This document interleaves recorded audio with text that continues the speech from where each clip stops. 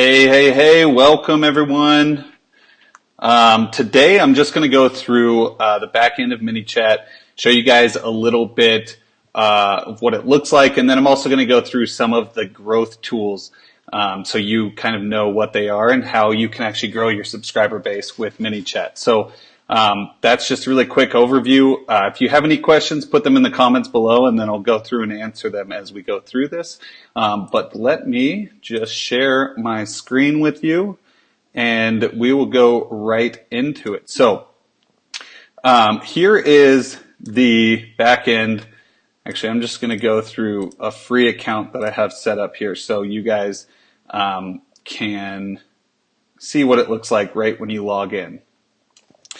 So a couple of questions we've had in the group are, why we use Manychat and, what it looks like and how to use some of the growth tools. So I'm going to go through some of this stuff here, and hopefully it helps answer some of your guys' questions. This is a free account. I don't do much with it except for use it for demos and stuff like that. So I set up an influencer page on Facebook just with my name here. And this is really, like I said, for demo purposes. So what we're going to do is just go through each one of these sections and kind of go through what they are. And this is why we love Manychat so much, because it's so easy to use and it's just a very simple interface, easy to understand, easy to tag, segment people. So it's really, really a good platform if you're going to start building chatbots and you want the lowest barrier to entry. So one question someone asked is, this is the link that you can distribute to people to get them into your chatbot. That's going to go directly into your welcome message if people go there. So there's different things you can do to get growth on your bots, and that's all in the growth tools. So here's a quick overview of what Manychat is. The dashboard just shows you your subscribers, unsubscribes, and subscribes, and overall your net subscribers. Your audience is basically people who've opted in, and you can see all of their tags and all of that in there. I'm going to try to keep some of these people kind of hidden, but you've already seen these. So the live chat allows you to obviously chat live within it's an interface within Messenger. So these are people that have messaged your business page, and you can chat with them live right in here.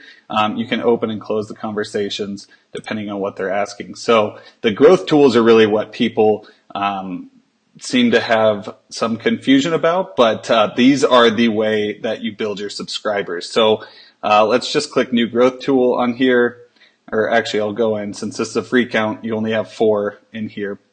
But what you can do is use growth tools for different widgets. So let me go back in here and I'll just delete one of these.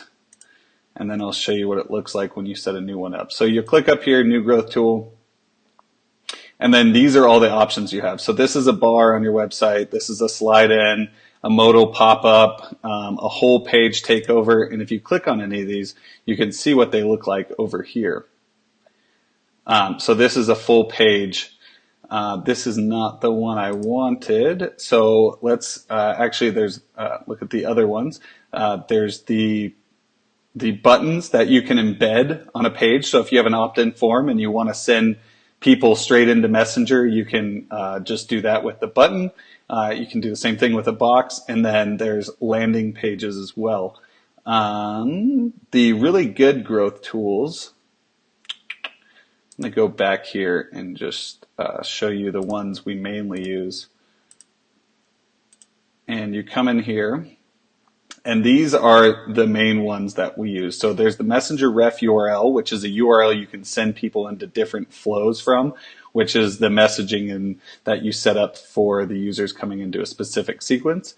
You can do a Facebook comments growth tool where if they comment a specific keyword, they can get a message into the chatbot. And then JSON ads basically is an ad you set up with Facebook, and it's just a click to Messenger ad.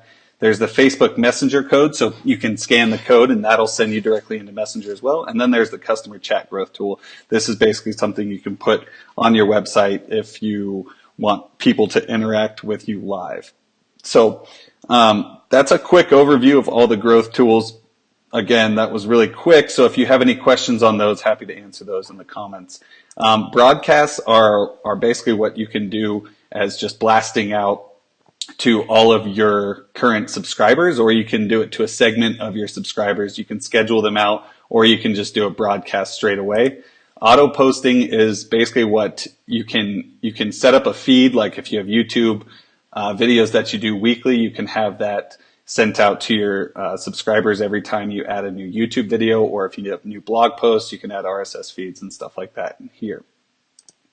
The automations are the different parts of how people can interact with your bot. So the main menu you can see right here is when your bot is pulled up on the screen, it'll give you options that you can add where people can interact with it. So you can, if you have a restaurant, let's say, you can add your menu on here to the main menu so they can click any time that they're interacting with the bot and see what the menu is. Default reply is if the bot doesn't understand something, like if someone types in a keyword or something like that, it will send them an automatic reply saying, we love customer, or we want to help our customers. We don't quite understand what this is. If you'd like to live chat, you can do it here. So it's basically a default reply when the bot doesn't understand something. The welcome message is if people click onto your bot from your link or from maybe your Facebook page, this is just the message that they first see when they interact with your bot if you don't send them into a flow.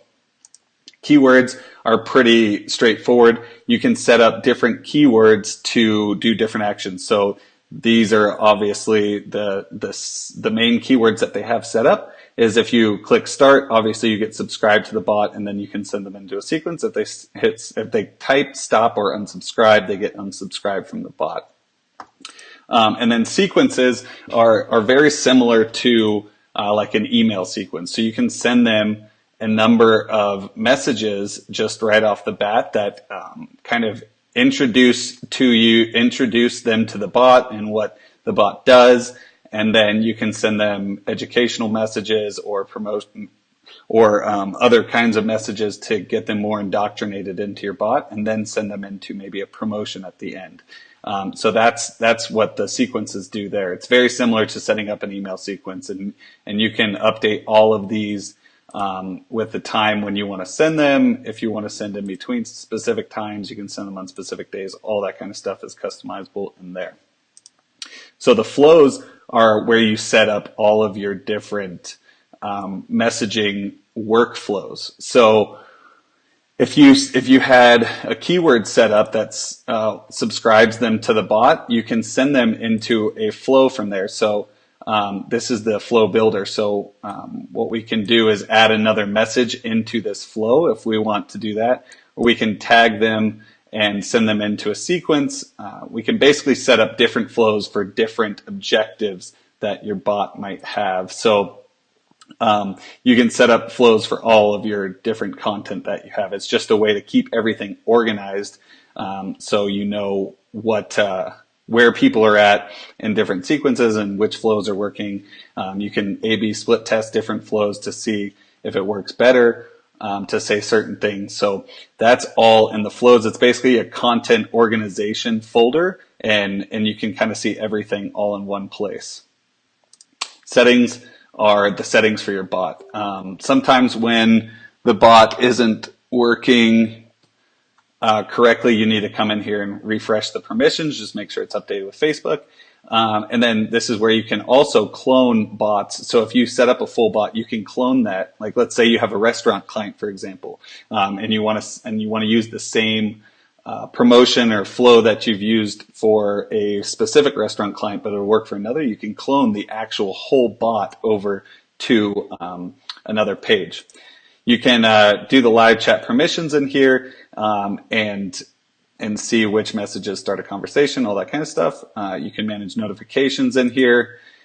You can actually add custom fields, so you can add all kinds of different fields in here. Like if you wanted to do email, for example, you can do that and have it as text and say this is emails for people who opt in, and then that will be a custom field that people can enter, and then you'll have that in your dashboard, and you'll be able to see that from your, or if you look at someone in your audience, you can see if they've filled out any custom fields. You can obviously add admins in here as well. So if you have like a VA or something managing your bot, you can add them as an admin, and then there's just billing in here as well. So that's just a really quick overview of Manychat and a little bit on the growth tools. Now, this is just, like I said, a really basic overview of what's in the back end, kind of what the dashboard looks like and how you can go in here and start to poke around and see if Manychat's going to be a good solution for the bots that you're building. But hope this was helpful. I know a lot of you are advanced already, so you might not need this, but for some of the new people that are coming in here, I hope this is helpful just to see kind of what Manychat looks like and what the different sections are for.